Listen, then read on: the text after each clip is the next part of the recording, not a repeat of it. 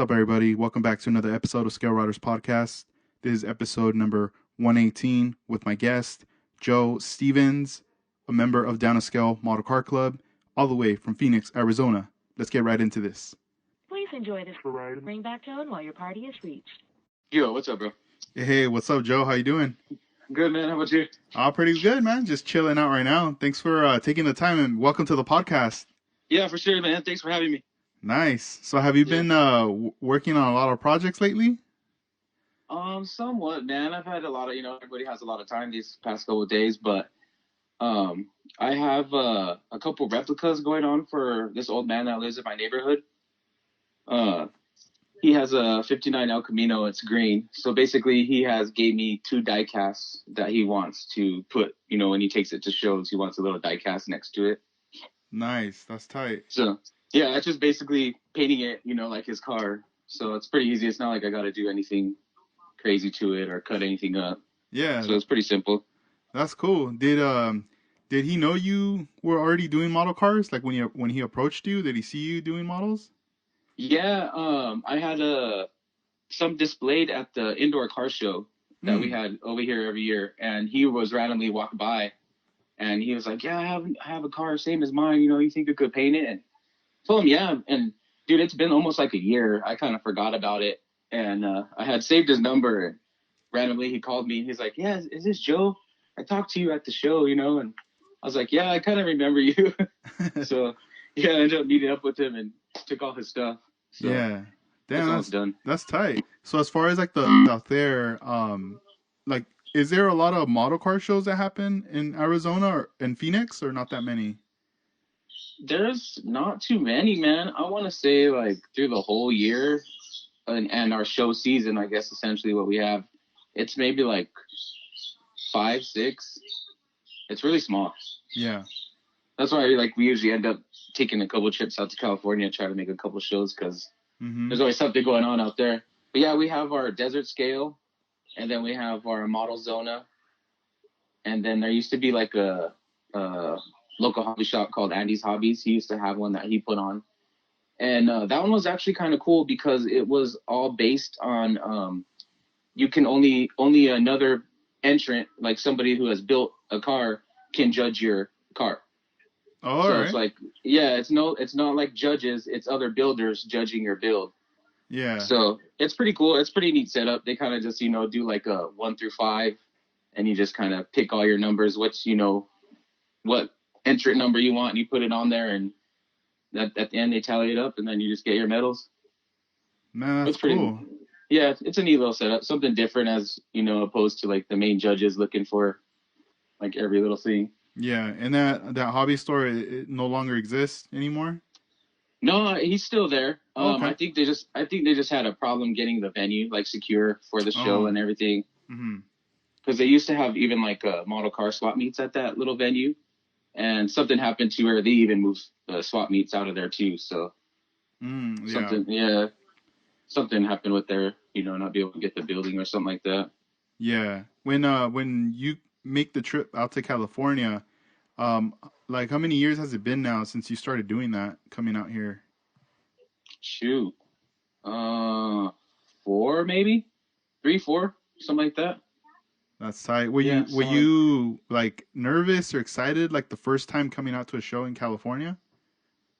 Somewhat. I wasn't really nervous, but it definitely kind of like opened my eyes. There is a lot more like the skill level was a lot different than I was used to seeing at a lot of the shows like here.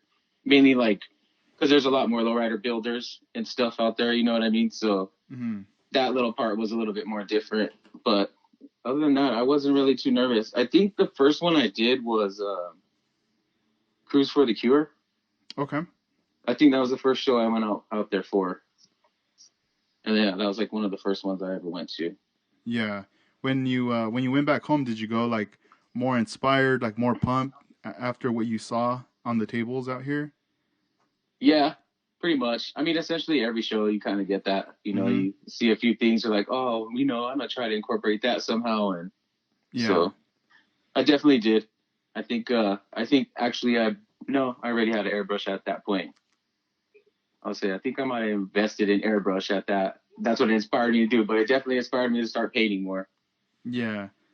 And yeah, because I've been noticing from your Instagram account, Yeah. you've been actively posting a lot with paint jobs. But even back then though, I feel like when you bring your cars out, you have a really diverse amount of different like scale model cars. You know, and Yeah. and Yeah. each one of them is different as far as like the paint jobs, things that you incorporate into it. Right. And it's not just lowriders, like you do other stuff too. How do you find that balance to to mix it up so this way you don't get like bored or just kind of stuck on one style? For the most, I would say I like to bounce around on projects, so I have a few going at it at more at every time, but I think I kind of because I started like when I started building, all I did was build box stock, and then when I got back into building, I kind of did the same a little bit, but then slowly, no, you start cutting this and that, so I kind of like I always go to a lot of good guy shows and stuff like that. So like the hot rods are always there and the resto rods and kind of stuff like that. So that kind of those cars are a lot more simple to put together than a regular car because it's just their little tiny A-frame and then the little roadster body. Hmm. But yeah, it's kind of weird. I do just build a lot. I just appreciate all forms of cars, I guess. Yeah, Like that's cool. yeah, When I just never have tried no like sorry about that. no I would no go say mhm. the NASCARs and that kind of style builds, I think is the only ones I never tried. But those guys be kind of intimidating on some of those builds. Like when they have the body off and they're showing their motors and they got like all the little wires and all the little filters and those drag racing cars, they can get kind of crazy.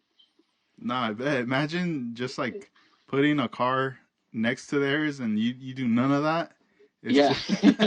just it's just straight out of box, like boom. Maybe Yeah. movie one cable or something.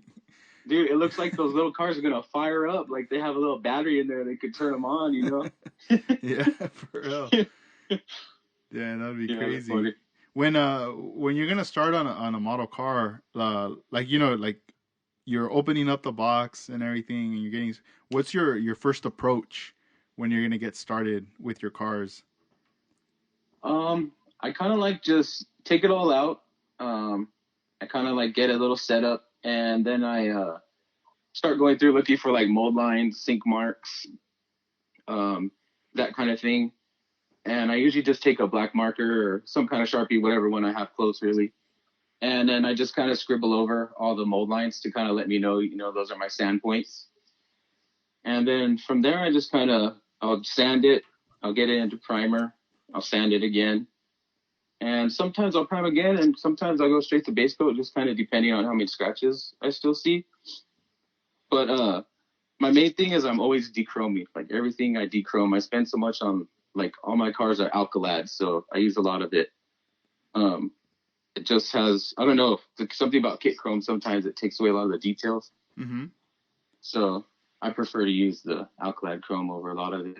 But that's my main thing, man. I get in there, get the mold lines off, always strip the chrome, and then I kind of start planning like, all right, this is what I want to do, and I kind of write down my ideas, what I kind of want to go for. And sometimes I stick to them, and sometimes I get way off. Yeah, yeah. It's crazy. Like back then, I would always like sink marks. I never really looked into them. You know, Same, yeah, it was always like, oh, the flash. I would always look for the flash, and then right, I would primer the car, sand it down, primer and all that, and I'll continue on with paint. But it wasn't until like later, when you start meeting people or like seeing stuff online, yeah, and people are like sanding, and then there's all these spots like, and they're talking about that in particular, the sink marks. And I was like, sink mark? I don't even know what they're talking about. yeah, You know? same. I was like, what do you mean? Yeah, Yeah, and then later in time, I'm like, dang, I must have a lot of bodies that are already painted and everything, and they have some sink marks in there, like some dents. yeah. I would say I have a few, so I mean, that's how you kind of know too. Like, those are my first builds. They have all the little. You can turn them upside down, and it says like AMT 97. It has Oh the little yeah, like on the gas tank. So like now I sand those off. but yeah, I never used to look at them either. One guy started talking about one time, something about, oh, there's always nice paint jobs, but they never take off the mold lines or remove the sink marks on the interiors. So I was like, well, I guess I got to start looking at that. And he wasn't talking like, about like my car. He was just meaning in general, like it could mess it up and stuff like that. And I guess from there, I kind of started looking into it. I'm like, oh yeah, there is like little marks that kind of run down the fender here and there, or along the roof, like the drip rail and stuff like that. Yeah. So, There's a 63, the Revell 63. Yeah. I remember there was a couple of them that had built, and I always remember that on the side and the back. Not sure if it's on the left side. There was always like this tiny little like dent, almost like if they dented it with their nail or something. I think I know what you're talking about, kind of like by like the rear sail, kind of. Yeah, and I remember like the first time I was working, I was like sanding that whole side, and that thing was there, and it was getting annoying. And at that time though, I wasn't using putty or any filler or anything. In my head, I was just like, you know what? When I paint it, the paint's gonna like flow in there and it's gonna fill it up. And nah, dude, painted it all up, and you could still see that right there. Right, and it's like you don't think it is, and then the light hits it like a certain way. You're like, man, you can see that dip. Like you can see it there. Like, yeah, and I always thought like if it was just that kit, but then every time I would open up a 63, I would notice it. So I'm like, oh, it's in the mold. Yeah, it's their mold. Yeah, on there. So I was like, dang. When you're using Alclad for like the bumpers or just to chrome parts, when you're done shooting it, do you coat it with any clear, or you just kind of leave it as is? I leave them, but I won't touch them. Like after I spray them, I leave it for like a week and a half, and then I'll go back with a microfiber cloth and just kind of lightly brush it off and kind of bring out a little bit of shine. And every now and then I'll spray a metallizer sealer over it, but for the most part, I kind of leave it. But it's I have noticed that if you do your normal build up, your gloss black, and then they say to shoot your chrome over that, your Alclad. But I noticed as the difference as shooting it out of like a normal Iwata as opposed to like a Micron, like a detail airbrush, like something where you can a little smaller, finer point. It shoots it out a little bit better for some reason, and it gets it a little bit more of like a shine to it than as opposed to like shooting out your normal Iwata brush. Because I have a fine detail brush, and it has like that little adjuster, on the bottom for like the paint to like flow out and everything. So I usually just open it all the way up, but I've just noticed that shooting it out at fine point, something about it kind of grips a little bit better and gets a little bit more better shine than the normal airbrush. That's cool. Do you use your Micron a lot for the scale models? No, not too much. Not like how I used to, because that was the first airbrush I bought. Like, and I got it at a swap meet, so like I didn't really know what it was for. So like at first I was kind of trying to do like all my paint jobs with it. I'm like, why isn't nothing coming out of this? Like yeah. And it's because like the tip's just too small, like and nothing could get to there. I was like, is this paint not thin enough? And like, well, I was trying to like, I was even over thinning it sometimes, and it was just water, and it still wouldn't come out. Like, oh no, man, I think this airbrush is messed up. And then after looking into it, I was like, oh, I bought a detail airbrush. So then after that, I had got a different one, and yeah, now I know the difference. Dang, and even those are pretty expensive, huh? The Microns. Yeah, I looked out at a swap meet, and I think I got it for like $50, $60. Dang, so it wasn't too bad. Yeah, and it's an off-brand, but it works. Like, I don't know. It gets for what I use it for. It gets the job done. It's not like I'm doing panels on somebody's car, a show car or something. Yeah. So it works. No, that's cool. And so going back, like, what was your introduction to scale model cars? How did you get exposed and get into all this? Shoot, I was maybe, I don't know, 9, 10. I grew up with sisters, and so I have 3 sisters. I'm the only boy, and my dad, he randomly came home one day with some model kits, or we were at the store and he seen them and he bought them. he already knew him as a kid from building them, but he started me like we would just build airplanes and helicopters and stuff like that. And the first couple I even remember, it was like he built them. I just kind of sat there and watched him. Like it was more fun for him, he was kind of showing me. Mm-hmm. So then he slowly got me into it, and that's pretty much how I got it. And I did like everybody else, man. I kind of like, as you grow up, bro, like, girls, you start getting into girls in high school, you get your own car, So I kind of put it to the back and kind of stopped building for a while. And I recently got back into it the last like 5 or 6 years, only because what really got me into it again is I like a lot of, real graffiti from the railroads and stuff. So I would always walk the train tracks here, look at them and stuff like that. And I met a guy in Phoenix and a couple on Instagram that like weather them up and put their own graffiti on them. And some of them, they do their own. And dude, there's even people out there like scratch build the box cars up. It's so crazy. But I ended up getting into that, and I would just buy random box cars and send them out to these artists, different graffiti artists, and have them if they can get them. And one day I went into a hobby shop in Phoenix, and I ended up seeing a 70 Monte Carlo kit. And I was like, oh man, well, I haven't built a model in years. And so I got a couple box cars I went in there for, and the couple models, a little thing of paint and some glue. And yeah, that was it. I was back in it. Damn, that's tight. Yeah, I want to say maybe like 5 or 6 months later, I ended up bumping into like Marcus Williams and JJ and them like at a show randomly, and that's how I kind of got into everything and joined the club and everything. Yeah, that's crazy. So like I have seen those trains, those ones you're talking about. Yeah. Like the smaller size ones where they do the graffiti. Scale. Yeah, because I do have a friend in Oxnard who does that. He's using he told me he was using like pinstriping paint for his. Yeah, it's like all of them are different, bro. Like some of them I have, like you can tell it's airbrush. Some of them you can tell it's like layers upon layers of like enamel paint. And then some of them it's weird. Like you can say they just use their own materials, I guess, whatever they can find. Mm-hmm. Yeah, and when he was showing me, he told me, he's like, hey, check it out.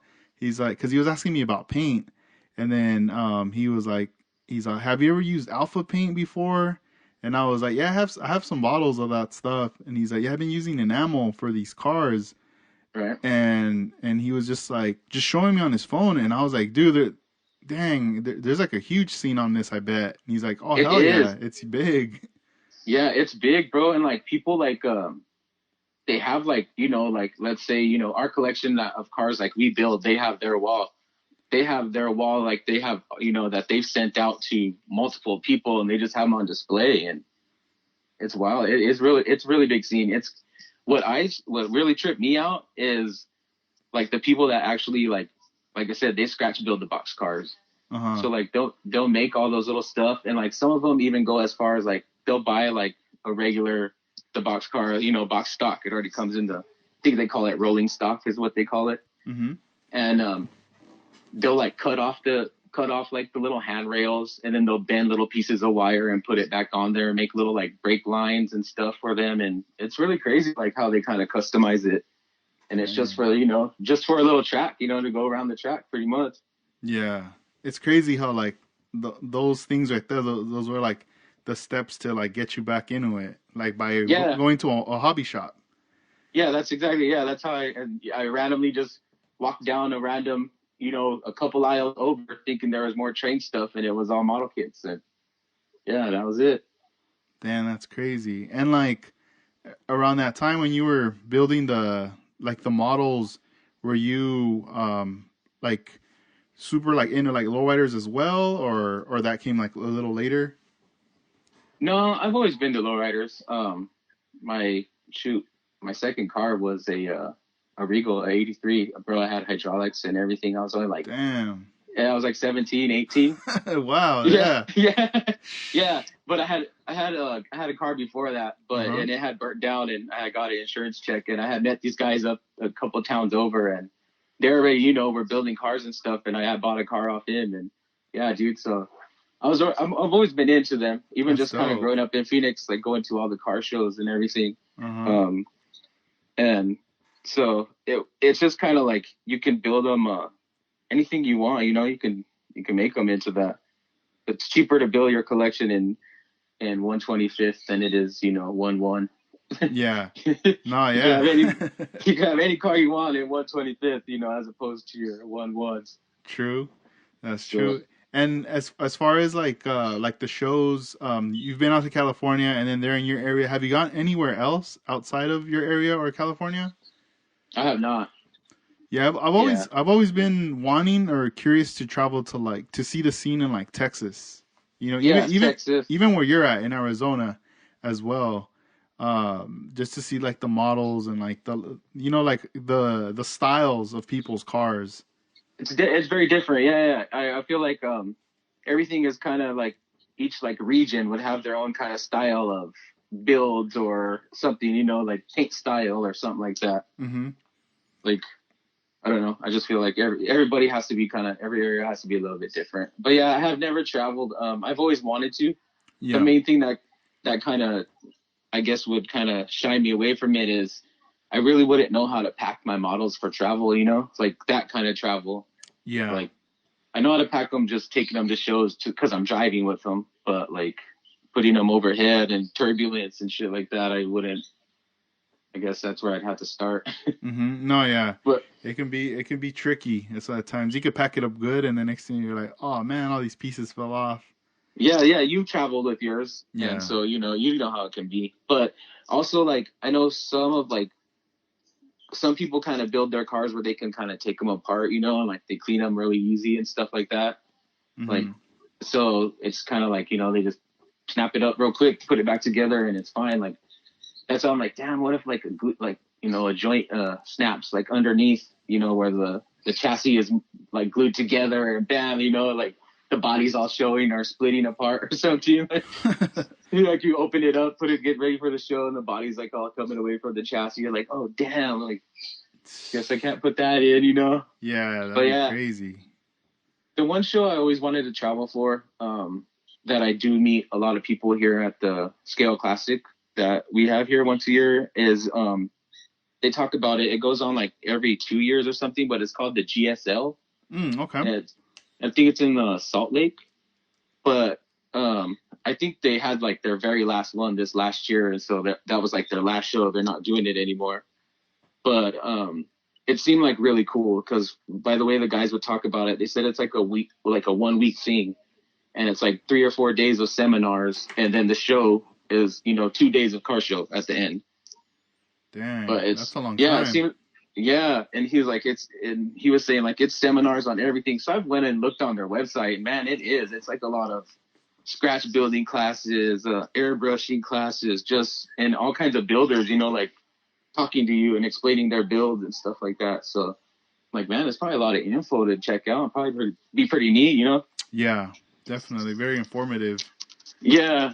But yeah, I always want to try one of these times. I need to make it to like the NNLs and stuff like that. I've only gone to what's that, the SoCal one at the Boys House? Oh yeah. Uh-huh. Yeah, that's the only one I've went to. Yeah, they he had to postpone his because Yes, it's yeah, in yeah. May, but he recently just posted the new date. I can't remember the day, but I'll announce it later. But he did schedule it Somewhere in for October. October. So Yeah, yeah, so that's good. Um, yeah, definitely. so hopefully we have at least if that does go down. Are any plans of you coming out for that in Oh October? yeah, for sure. Yep. Nice. Yeah, Yeah, I dude, wanted to. that spot's like 15 minutes away from my pad. Oh, all right. It's Oh super yeah. close. That's why I'm like, I hope it goes down because I definitely want to go Right. to Yeah. He was like, I'll be there quick. the. Yeah, that's a cool show. I like that one too because it's the car show and the model show. Yeah, no, it is. When you came out for that, do you show up like a day before so this way you're already out here and then or you just do that bust that mission overnight? Bust the mission, bro. Sometimes we bust a major mission and we go straight back that same day. There's been a couple of times we've done that. Like as soon as the show is over, all right, we're about to get out of here. Damn. Hit the road, straight come right back home. Yeah. Yeah. How many But, like, hours is that from your area to out here, like in Southern California?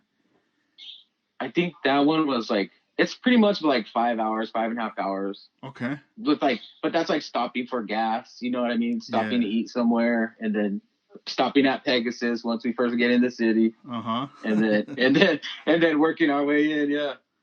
Nah, hell yeah. It's cool that, I mean, you guys are coming for a show and all, but it's dope that you got some pit stop areas, especially like if that's on the way, you know, hitting up a hobby store, Yeah. because it's Exactly. like that's what gives you that energy, that adrenaline to come out to make that drive worth it, you know? Yeah, so like I'll even be like, no, I'm not gonna order nothing. Like, you know, I'd put off buying parts like a month or a couple of months. Like, I know we're gonna go to the show. Like, I'll try not to buy anything because there's always gonna be a swap meet, and we're always gonna pass Pegasus. Like, so Uh-huh. Yeah. we always make that stop. But yeah, the shows are fun, man. The last few though we just drove straight to the show and set up, and then leave after that. But yeah, I think I've only went like once the day before. Most of the time it's been that day. Yeah, you just come through, do it up, and then head back. Yeah. Though, how's that feeling when you're back home? Are you kind of like in disbelief, like you did all this? You know, you're back at your pad and you got to rest up. It's kind of weird, dude. I get I don't know. Sometimes I might be the only one like it, but like sometimes when I get home, I get a little burst of energy. You know, like maybe it's just like that. I'm home feeling. You know, you get comfortable, but like that's what happens. Like I'll get back, and then you're like, oh look, like I got this, I got that. You know, showing my lady, check it out. Like check out this, showing pictures. You know, she's like halfway asleep. Like, okay, cool. Like, no, look, like that last time when we went to the SoCal one, I don't know if you remember, but I had one that airbrush, remember? Oh yeah, the Grex, right? The Grex kit. Dude, yeah. You want like, it was like a compressor with the airbrush. It was like the whole thing, right? It was the whole thing, yeah. Oh, that's crazy. It was a straight come up, and but I remember like she was passed out, and I like woke in, I ran in the door. Like that, I didn't even take my cars out. Like that's the first thing I took inside. Like I didn't even take anything out the car. Yeah. So I remember I ran in. Look! I won a whole airbrush. Yeah, she was like, "What? Oh, that's nice." Damn. And then she's like, and then she kind of wakes up. What else did you get? Like nothing, but I won this. That's crazy. Yeah, you got that luck. You know, making that drive and winning something. Even Marcus too. Remember him? He's always winning stuff. Everything, bro. That guy wins at raffles. At raffles, like crazy. I'm always tripping Yeah. out. Like, damn, he's getting all the good stuff. Yeah, he always gets all the good ones too. Yeah, he'll have his whole stack in front of him with all his kits. That's his raffle wins. No, that's fun, man. Because I mean, you guys are coming out from far, so. Yeah, that was definitely a good. Awesome. That was like a good one. Yeah, it must be a good feeling, you know, driving back, have all your stuff, just staring at it. Like, what am I gonna pay? I gotta try something. Nah, hell yeah, dude, that's crazy. When like model building, like when you were, you know, you got back into it, you're doing these cars. Were you, before you met like Marcus and all the guys, did you know, were you aware about the model shows, or that there were that clubs existed and all that at that time? Yeah, I knew there was clubs, but like I didn't really think I'd ever like join a club or nothing, because I was just building kind of basic, not super basic, but like I was kind of already cutting stuff up and lowering stuff, but I didn't like, nothing I had was patterns. Nothing I had was candies. It was just like, you know, nice single color metallics, and every now and then a little two-tone or something. So it wasn't too much. And then it was eventually I just kept hanging out with them and slowly started learning. Yeah. Did you meet them at the shows? Like, did you approach them? Yeah, I met them at a show. Yeah, they were like setting up, and I was like, oh man, you like. It was actually JJ was setting up, and he has like a pink Rivy, and he has all these caddies that are like, you know, static, like on 3-wheel and stuff like that. So I was like, man, you made these? These are all yours, you know? And so I told him, like, I remember joking around, like, told him, I'm not even going to bring my stuff out, man. I'm just going to go home. And he was like, no, don't be like that. I told him, no, I'm just kidding, man. And I put my little Monte Carlo down, and I still have it. It's an orange one, and I don't know, so like everybody liked it for some reason.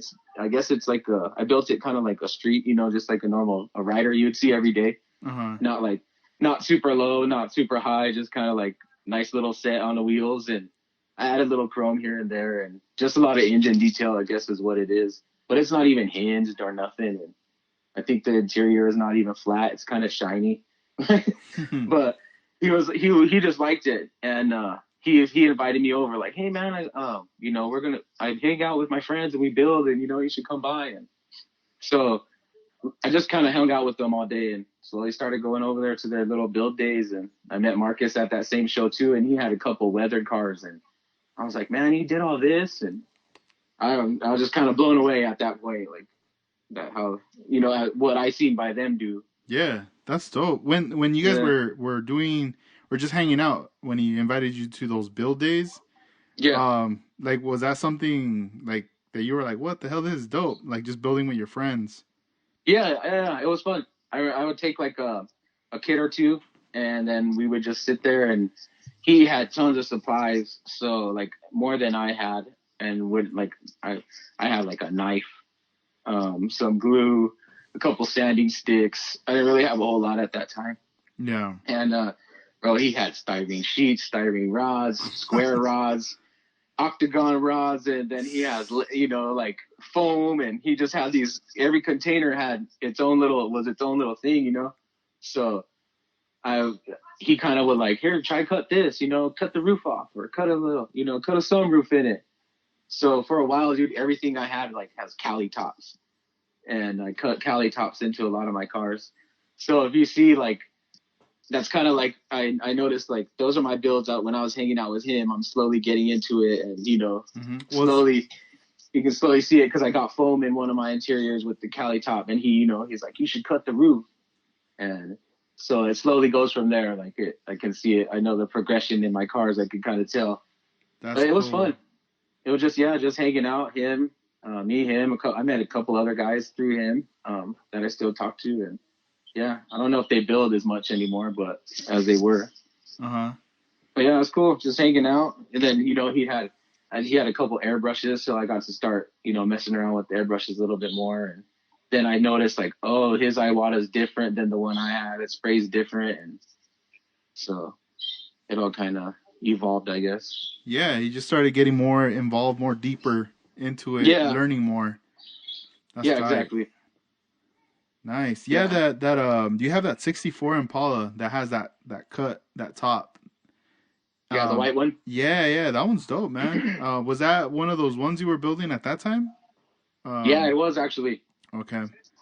Yeah, and I was kind of looking I was kind of going for like a more modern kind of style. Like that's why like when I was growing up, bro, I remember like everybody driving around, they used to have like Civics and everything, but they always had that big ass speaker wall, like right behind the driver's seat.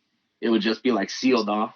Mm-hmm. And then, they would have like 412s or a couple 18s, like right behind their head. And I remember them driving around like that. So I'm like, man, I'm gonna put a speaker wall in this, like kind of more like a 90s kind of style. And so I started just looking up, referencing like speaker walls from the 90s, and then 90s like bass cars and stuff I was looking at. And so then I just went from there on that one, and that kind of all went. And the paint was kind of like, I did that one kind of on a whim because it's like orange, blue, and gold, Mm-hmm. And I just had the colors. I just randomly like seen them, and I'm like, they were kind of, when I opened up my drawer, they were all kind of lined up together. And I'm like, like those all kind of match. Like I can pearl white, I can do that or I can do the blue over the pearl white. And so I kind of just went from there, and that's how I did it. I did the marbling on that one and everything, and yeah, that one it came out really good. It came out. I think I used that was one of the like few times I put photo etch on the engine and stuff like that. So I kind of went all out on that one, and then like I cut out like the inserts for the seat to add the foam instead of doing like a whole foam seat. I just cut out like the little pattern from the plastic and then set a little piece of foam in there. Mm-hmm. So it kind of just little stuff I tried, and then I still kind of do it. Yeah, like it's more flush. Like it looks a lot cleaner. Yeah. That's tight. Yeah, because I was like, because I didn't know how they did interior at that point. I was like, do they cut it out? Or are they just wrapping the seat? And So I had tried it even on like a junk seat out of the parts box, and I'm like, no, this shit's too fat. Like it's too bulky. So I'm like, no. And then I was like, well, what if I could just scribe it out with the back of my knife and put a little bit of foam in it? And yeah, that's exactly what I did, and it worked. But yeah, it came out cool. I like it. Yeah, because like the paint jobs, like all the ones you're doing, dude, you're like quick. It seems like you're constantly posting and just they're all different. It's all different and it looks dope. There are a lot of styles. I need to like post more of like my old paint jobs because they're all like you said, they're all different. Yeah. What's your preferred choice of paint when it comes down to painting these bodies now? Preferred choice. I guess if it's candies, I use a lot of House of Colors. I'm lucky. I live by a paint shop that's kind of similar to like Coast, so they'll pour anything down. Like you can go in there and if they have only a gallon of that color, you know they'll pour you out a few ounces of that color. And I think their minimum is like 4 or something. So I usually go over there. I get that, and I kind of just buy like random paint too. Like I was at a model car swap meet one time, and they had I think it's called Scale Finishes. Oh yeah, I've seen that. Yeah, and this guy was just like selling them, bro. Like he was just trying to liquidate them essentially. But he had, I think it was something like 6 bottles or something, and he only wanted like 15 or 20 bucks. So I was like, damn. And he's like, yeah, they're ready to spray. And so I was like, fuck it. I gave him like $25 or something, and just I got like 12 of them or something like that. And so I have like a bunch of those I've used. That white Impala, the white and blue one we were just talking about, that one is Scale Finishes. The pearl was from him actually, and that I used a lot of that. Those are like what I use for like solids. Like if you see like that green 6.5 I just did, how the body is more like a solid, not a candy. Mm-hmm. That was one of those colors. I use a lot of House of Colors. I use that, and I use Createx every now and then as well. That one's I'm kind of slowly started kind of messing with that one. It seems sometimes it's like kind of thick and grainy, so like I'm not sure if I'm mixing it wrong or I'm not letting it sit long enough. After you mix it, like mix the reducers in and stuff. So I stick to mostly those 3. I've only messed with the Createx. I've only messed with like their pearl and their the what's the name of it? It's their sealers. I like their sealers a lot. Those cool. I have been using what is it? Their bleed checker. Oh, okay. I think it's called. Yeah. Mm-hmm. At work we have a lot of people that come in, and Dino Style on Instagram, he comes in a lot and he's always hanging out at our work. But we had got in a shipment of Createx, and I guess he's like a sponsored painter by them or something, but he was just like putting me in on info, and I was like, what is this? And he was like, bro, like put that on top. And he was saying, I guess he's like, urethanes, he was just telling me like urethanes can bleed. So he was saying like if you ever sprayed like a clear over like a candy, and he said like it kind of looks like foggy in like a certain spot like of the candy, he said is the color bled into the urethane clear. So I'm like, it's kind of to me it seems weird, but he was just saying like on all his cars, and he sprays like 1/1 cars with Createx, and he does a lot of like murals and like graphics and stuff with all Createx colors. It's crazy. Mm-hmm. Yeah, you have to look him up on IG, Dino Style. Dino Style? All right. Yeah. And he has one that he's called I think it's called Crowd Pleaser he painted, but that one's insane, bro. And it's a lot of Createx like here and there. And a lot of his paints are Createx, and he was just saying that it can bleed. Any urethane can bleed like every now and then. And he was just saying that bleed checker, it's kind of like it's not an inner coat, but it's kind of like an inner coat. And he was just saying that if you spray that in, it just brings the chances down of that kind of happening in your clear again. Mm-hmm. So I've always just kind of like, ever since you told me that, I've always randomly like sprayed it. Even though I use intercoat, I'll still kind of spray it every now and then. Yeah, like I've seen that, but I've never used it. The bleed checker. Yeah, Yeah, because I thought it was like Intercoat. So I told him like, why can't I just use Intercoat? I already use Intercoat. And he's like, yeah, that's just, you can keep working fast and nothing gets in it. And you kind of seal each layer. And he was saying that like more or less will seal the paint. So like that bleeding don't happen. But I don't know. I don't know if it's like, I've only seen it on one car I've had and I stripped it because I didn't know what the hell was going on. Like, so I know what he's talking about, but I've only had it happen to me once. And I just thought I was spraying something wrong, or I wasn't letting something dry, or maybe I forgot hardener in the clear or something. Because it was like when I sprayed it, it was shiny, but like in the graphic, it just looked wavy. Like it was really weird. Yeah, it's actually that I have like an orange truck with a lowrider bike in the back. It's actually that one it did it on, and I had to just strip down the bed and respray it. Aside from painting, you also do a lot of you work with a lot of models with rust. Yeah. How's that process? Like I tried one time, dude, doing like some weathering with rust and like thinking like, oh, this isn't be easy. And nah, dude, it seemed like I don't want to say like it's super difficult, but it seemed like that's its own art form right there too. It kind of is because I feel like it's really easy to over weather a car, as opposed to like you can get it right up to that spot and it can look really nice, and you can add a couple streaks here or there or do something more to it, and you kind of like, oh, it's over, you did a little too much weathering on it. But it's really tricky, I guess. But the process is really simple. I started weathering before I started doing a lot of like custom paint jobs. I did a lot more weathering. But it's powders. It's a lot of like the Tamiya powders. A lot of layering. It's layers after layers. You use a bunch of flat clear. But it's weird because, you put down your layer of pigment, you do your one color, you seal it with your flat, and most of it evaporates. It just it gets wet because it's powder pigment, So it kind of dissipates into the clear of the flat clear when you spray it. So then you got to go back over and you got to kind of darken it back up again. And you just kind of slowly just keep repeating that until you get to kind of what the kind of point you want.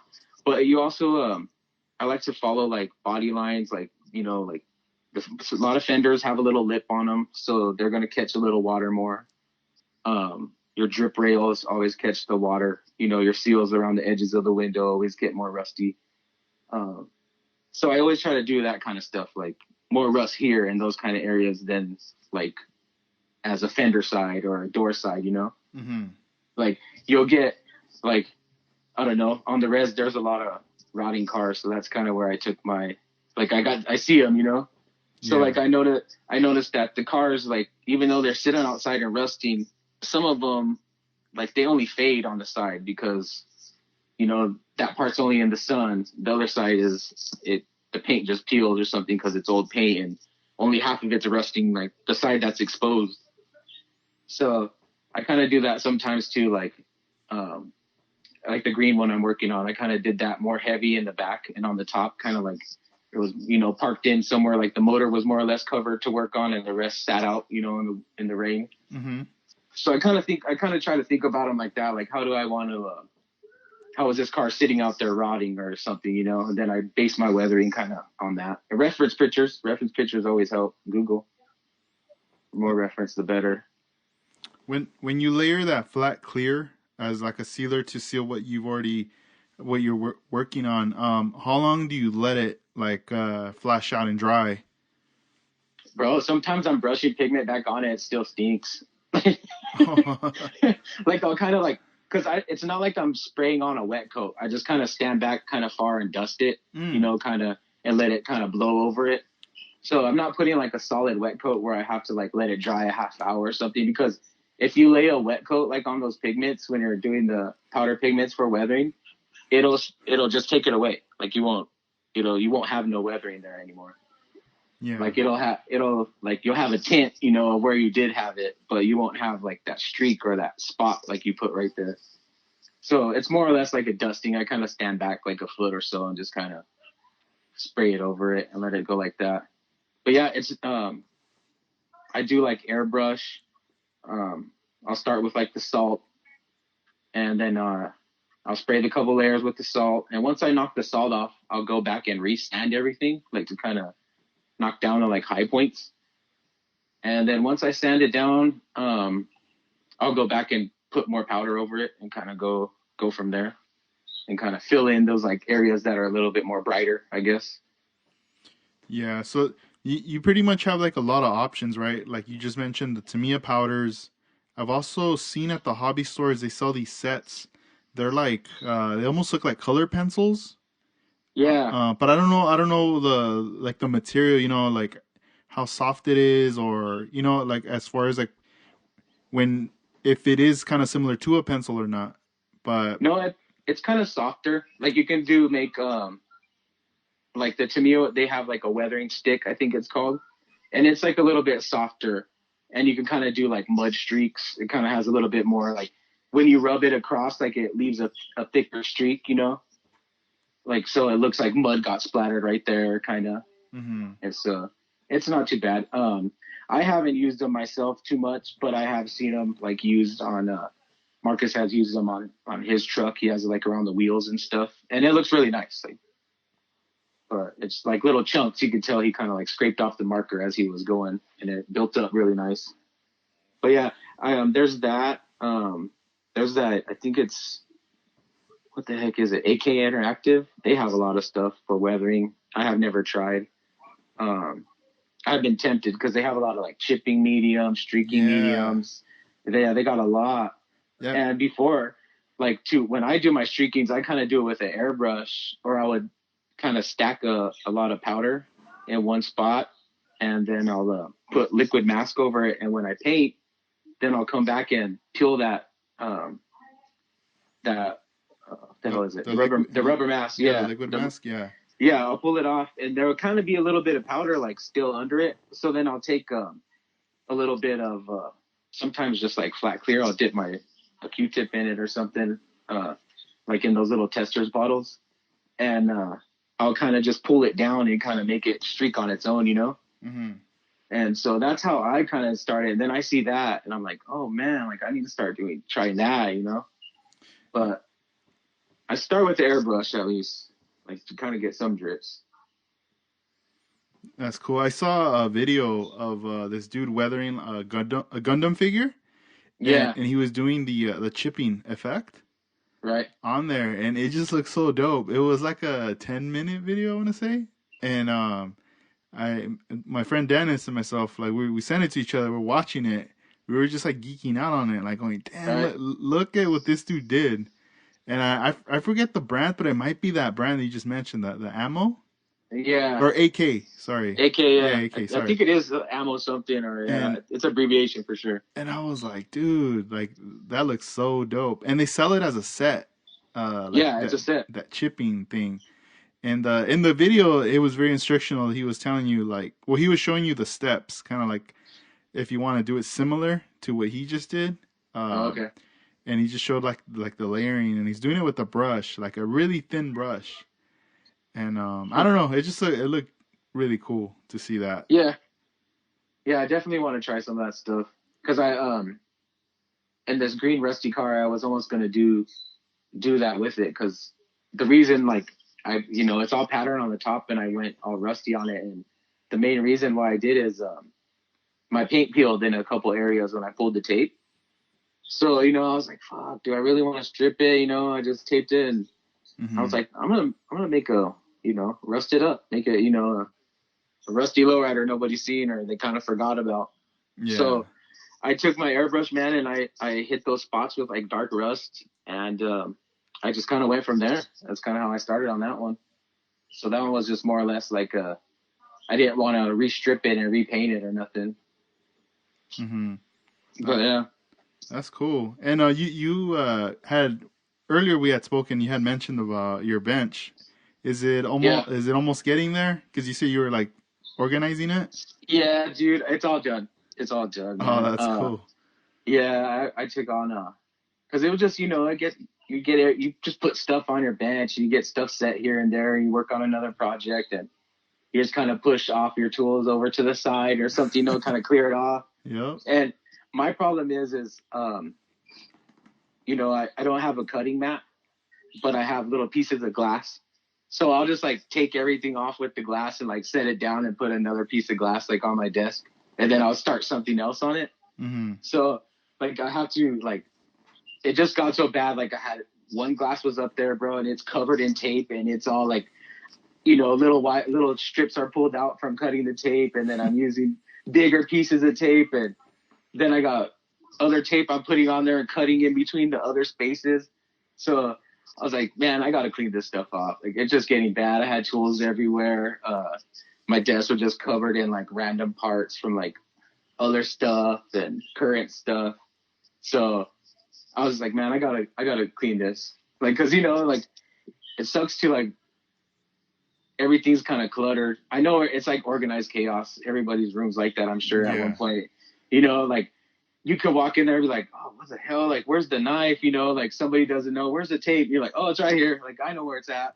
And, you just like go to that one little corner where your knife and your tape's at and you grab it. Uh-huh. And so it was getting to that point.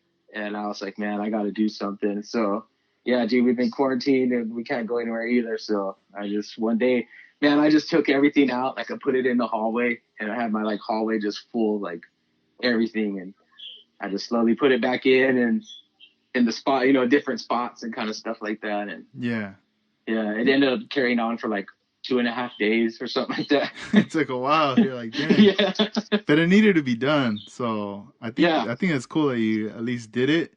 And now you're like, all right, cool. Everything's back into place and ready for another round, Exactly. Yeah. And I was like, cause like I try to keep my stuff separate. Like I have a drawer with all my paints and my sandpapers. And then I have like a drawer with like my styrenes and my tape and paintbrushes.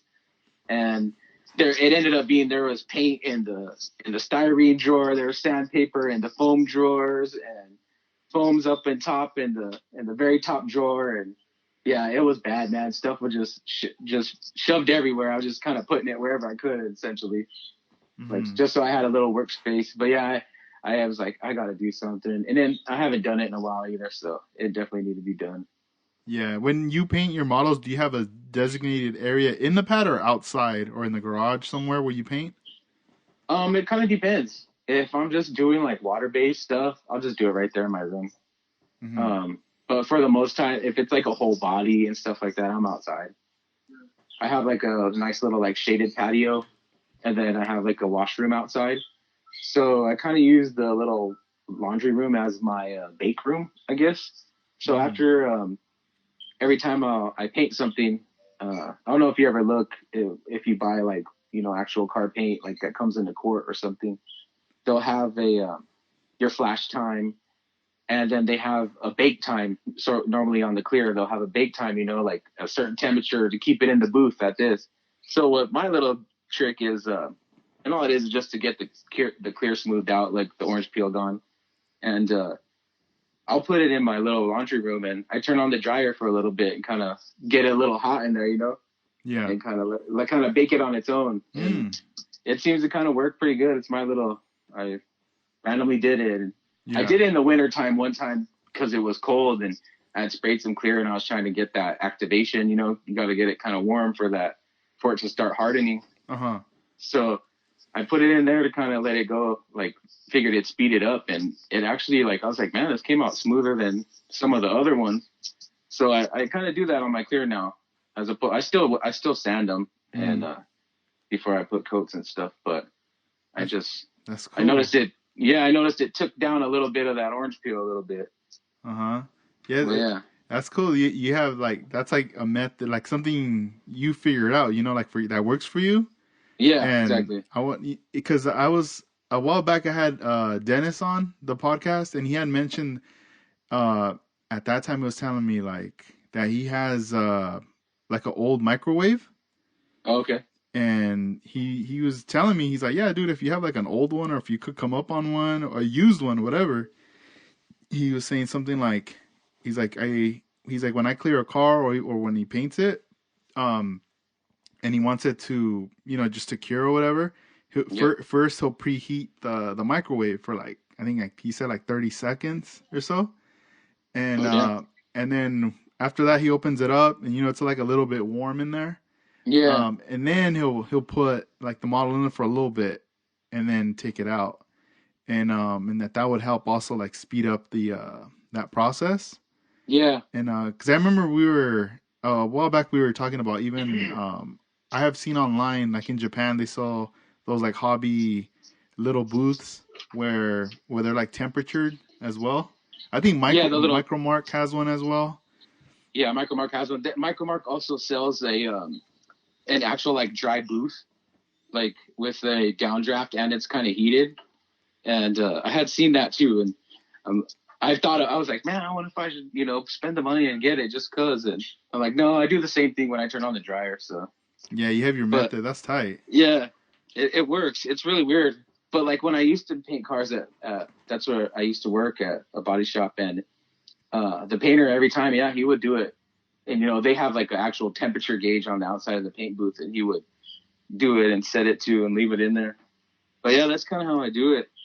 But like that 2K clear, it has to kind of, that's how the reaction, that's how it hardens, is by heat. So the quicker you can get that reaction to happen, it'll harden faster. Faster. That's cool. I remember a while back you had sent me a photo about your stencil. The Oh design. yeah, How's that coming along? How for like the people listening out there, you tell us a little bit about those stencils. yeah. Well, I essentially took it as I have a personal die cutter, a Cameo. I see people starting to use them more and more. Um, but what had happened is I just got tired of taping stuff. So I kind of slowly worked on their program, learned their program, and started taking stencils and doing what I know I could do and try to put it into 124 in a stencil form. So I kind of looked up like a basic, where to start. Like I looked up a stock stencil, a fish scale or something. And I kind of went from there and did the measurements, kind of bring them down. I printed a bunch, tested a bunch, shot them, and essentially till I got the size I liked. But my main thing is I was trying to think is like it would be useful to the community to have a stencil to help bring more to like the airbrushing and the custom paint side, because airbrushing is fun, and I think anybody can do it. Really, it's not. I know it can be intimidating if you're going from a spray can to, you're like, oh, I got this machine pressing out all the air, as opposed to just my finger pushing on the can and it comes out. So I think people kind of think like it's gonna bunch of paint is just gonna spray out, and they're gonna mess it up because they have this compressor running. And so I feel like stencils and stuff like that would kind of help maybe want to give a try at the custom painting. And as well as so you have a stencil, not everybody's going to know how to cut down tape and to paint a pattern. You know what I mean? Mm-hmm. So I figured with these, you could tape a basic pattern and then you could layer this on, you know what I mean? And give you something to kind of start. I guess it would open your brain a little bit. Yeah. Like that's all you kind of need is that door, to be opened, or somebody to kind of tell you a little bit. And once that door opens, you can do whatever. Mm-hmm. But I just got tired of taping stuff, man. You know how long it takes to tape a little fingerprint, and only, takes hours, and you're only going to spray it for a minute, if that. Yeah. So, so like, I was like, well, maybe if I could put hours into designing a fingerprint stencil, then it'll be a little bit easier the next time for me to might want to try that pattern instead, because some patterns I kind of shy away from and not want to do because I just know I'm going to be taping it for hours, just 30 seconds of paint. Yeah. So I'm like, well, if I have a stencil, it would just be a lot easier. And then I feel like a lot of people could benefit too if, bring them to market or something. Yeah, it makes a lot of sense though, dude. Like, I think I was visualizing, like doing a pattern, and then inside of a panel, you could use that stencil Yeah. inside of it as well. Like, or under, you know, like Mhm. do it like a lower pattern, then you go pattern on top of that and cross it all out. Yeah, I mean, you could do a lot. But I just noticed like the 3D printers are huge right now. 3D printing is everywhere. And like there's nothing really for like the paint or nothing to that, side of anything. Mhm. So I slowly started, was like, maybe I'll slowly start working on it. And I make all the designs, bro. Like I still sit there and tape them out, and then I run it through all the software, and I get it like that. That's how I make it. That's And then tight. so like, yeah, so like I'll set a little grid up, and I'll take my grid out like I'm gonna do a car and make my certain pattern, and I run it through the computer and all that, and then it does its thing, and then I have a design, like on the software, like, and then I gotta cut it out, and then I slowly gotta do all that kind of method to it. Mhm. But it works. Is this something you want to release later this year or maybe next year to modelers out there? I was kind of thinking about it. Mm-hmm. Like I had asked you, if you wanted to try a few just to see how you would like it. Yeah. I mentioned, I actually sent a DM. I was already talking to, the Detail Junkies. Mm-hmm. Yeah. David? Yeah. David, yeah. Yeah. So, and, he actually, I seen a picture on his story, and he like it was pretty cool. He had it all patterned out, but like he had the masking laid on it already of his patterns. And, so I messaged him and I told him, hey man, I don't know if you're interested. I told him, but I have a bunch of files that I can't use all the time. Like I'm trying to get them, I told him like, I think it would be nice to bring them out for people. So I told him, too, hey, maybe I can get some and you can test them out and see how you like them. Cause I spray them on panels. Like, how I sent you the picture, it was just like on an old piece of styrene sheet. Mm-hmm. And, I'll spray them on there a few times. Like that's kind of my testers. And I'm like, well, the lines are coming out nice. They look good. It's essentially at that point, I got to try them on a car, Yeah. Because a plain flat surface is one thing. And then when you try them on a car, you have little curves here and there. So it's kind of a little bit different, I guess. Yeah. I could see that helping a lot of people though. Like for sure. I think it would. That want to try it out. And then, I mean, that could even be incorporated into other stuff too. Yeah, true. So that's pretty awesome right there. That bug that you did, that red one? Yeah, the red one. Yeah, I saw you post a photo of that it was featured on the Scale Auto magazine, the contest issue. Yeah. Yeah, congrats, dude, on that. Yeah, thanks, man. Thanks. Yeah, and I didn't even know. Like, that it came out. Actually, Marcus is the one that sent me a text. Hey man, you made it. And it was from actually the SoCal NNL is where they took the picture. Sweet. So it was out there, yeah. And I totally forgot. I do remember, like, I had that little ticket under there, take it over to the photo booth. Mm-hmm. And they take so many pictures of cars all day. You never think it's going to be your car, Yeah. Was that your first time ever on the Scale Auto magazine? Yeah, first time. Awesome. Yeah. That bug. Yeah. That's it's pretty crazy. Dude. And I always look, you always look. And it sucks because, like, none of our shows in Phoenix ever really, I know they made it into it a couple times when it was a lot bigger, or I think they actually had a hand in the show.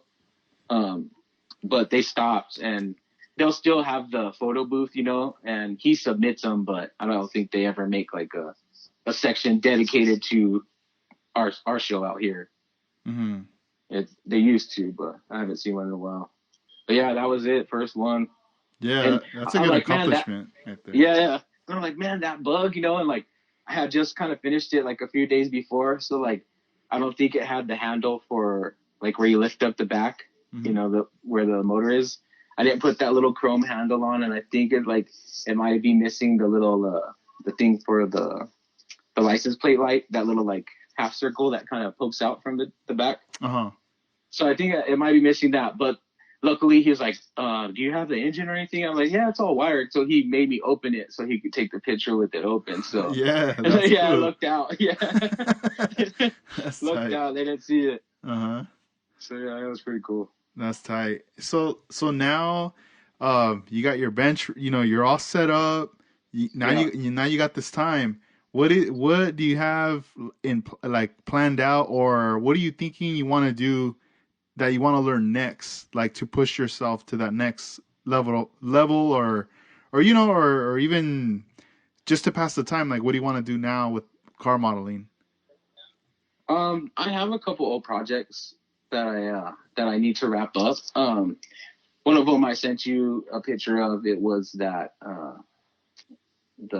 think it's the Model A. It's like rusty, the hardtop. But it had like a green frame and everything on it, and I'm pretty sure I sent you a picture of that one. Mm-hmm. But that one I need to get. It's like right there, and it's just kind of been sitting, and I've kind of slacked on it. But that one is completely scratch built. All I started with was the body, and it was a Jimmy Flintstone body. But the frame's all scratch built. Everything is from my parts box. The interior, the exterior is kind of like something a little bit weird. I kind of wanted to call it like the rat cage. Something along those lines. That's why I have it all sealed off, you know, with the bars and the screen. And I wanted to make it like a little bit longer. So like it's the frame, I built it a little bit longer. I kind of wanted to put a luggage rack up maybe in front of the motor or kind of behind the motor. Just something kind of weird, you know? Mm-hmm. Just something a little bit different. But I have that one that I want to finish. I have a van that I need to get done that I've been working on. And the van is kind of like the twin to my orange Caddy. That 59 Caddy that took a video of and at the anniversary party. Yeah, that's the one where the roof, you added the, what do you call those? You know, that glass? They added those two pieces? Oh, the bubble windows? Bubble windows. There you go. Yeah. Dude, that's dope. They're like from a van is Mm-hmm. what they were. But I have a van that's like the twin to that. Essentially, like that's you know, the van is more or less for like the mountains, and that's, you know, the city. But I call it the van is going to be called Desert Explorer. And then I was debating on calling the car the Desert Cruiser, and but I ended up settling on Arizona Nights because I have the whole night scene airbrushed on the side and everything. So I settled on that. I even made a decal for under my hood, you know, for the name. I need a spray paint on there. But it's really just buttoning up some old projects. I kind of like, I always start them and get them so far, and then I leave them. I'm like, oh, I'll work on this. I'm almost done with this. Let's finish this one now. So I kind of get bad ADD when it comes to like the project wise. Uh-huh. It's like you're working on something and an idea comes, you know, and you stop and you start start that on another one and go from there. Yeah. But yeah, since it's all clean, it's just kind of fill up some old projects and finish stuff up, really. That's dope. Yeah, I think it's like we always want to, like, when we get excited, when we get a new idea, we want to keep that magic going, you know? Yeah, exactly. We're constantly, like, starting on something and then starting up a new one and another one and another one. And, yeah, it's just, like, it never stops. It doesn't.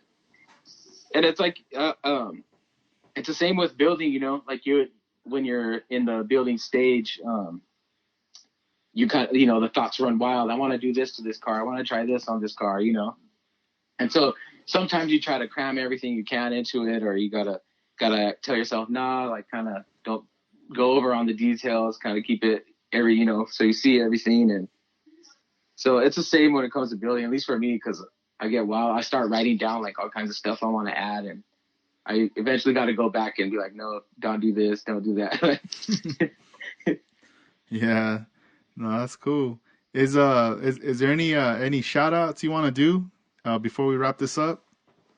Not too much. I guess thanks for having me. Shout out to my car club, you know, the Down to Scale family. Shout out all those guys.